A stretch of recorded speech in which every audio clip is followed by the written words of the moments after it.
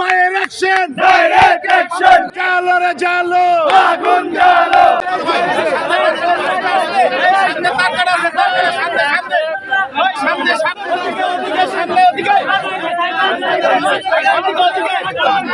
আমার ছোট মেয়ে যখন 9 মাস, তখন আমি কারাগারে আসি। আমি বীরের মতো জেলে এসেছি, আবার বীরের মতো বেরিয়ে যাচ্ছি।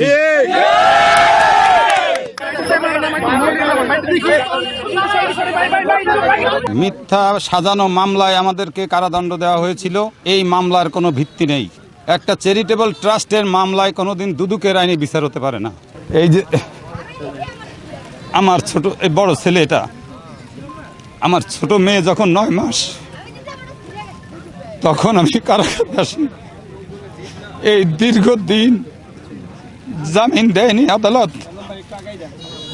যারা এই মিথ্যা মামলা সাজিয়ে আমাদেরকে কারাভোগ করতে বাধ্য করেছে, আজকে তাদের পরিণতি দেখুন।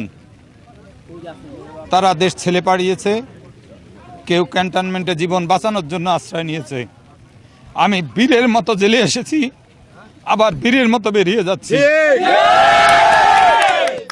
যারা এই মিথ্যা সাজানো মামলা করেছিল, আমি আশা করব এই সরকার তাদের বিরুদ্ধে ব্যবস্থা গ্রহণ করবে।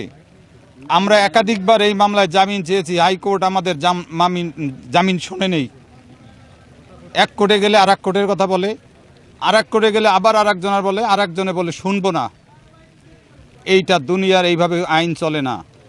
এই সরকার আইন, আদালত সব কিছুকে, পুলিশ প্রশাসন, 1400-রও বেশি শাখা উপশাখায় দেশের বৃহত্তম ব্যাংক আইএফআইসি বিচার ব্যবস্থা সব ভেঙে দিয়েছে। তার প্রমাণ আজকে দেখেন, সব জায়গায় পরিবর্তন। একজন বিচারপতি যদি শপথবদ্ধ রাজনীতিবিদ হয়, তাহলে তার এই বিচারপতির বসার দরকার কি? সে তো রাস্তায় আসবে, মিছিল করবে আমার মতো। সে ওখানে বসে আওয়ামী লীগের পারপাস সার্ভ করেছে। একটা বিচার ব্যবস্থা এভাবে চলতে পারে না। আমি এই সরকারের কাছে অনুরোধ, এই জিয়া চ্যারিটেবল ট্রাস্ট মামলা এবং জিয়া অরফানেজ ট্রাস্ট মামলা, এই মামলায় যারা আইও ছিল, এই মামলার সাথে যারা সংশ্লিষ্ট, তাদের বিরুদ্ধে আইনানুগ ব্যবস্থা নেওয়ার জন্য। কারণ একটা অন্যায় কাজ সাপোর্ট করলে আরও অন্যায় জন্ম নেবে। আমি চাই যে এদের বিরুদ্ধে ব্যবস্থা হোক। আজকে সবচেয়ে ভালো তো আমি এই যে ছাত্র জনতার আন্দোলনে আমি শরিক হতে পারিনি। 71 সালে ছোট ছিলাম, সেই সময় 3 বছর বয়স। 24 সালের এই আন্দোলনে শরিক হতে পারিনি, এই জন্য মনে খুব কষ্ট যে এই ন্যায়ের আন্দোলনে আমি শরিক হতে পারিনি।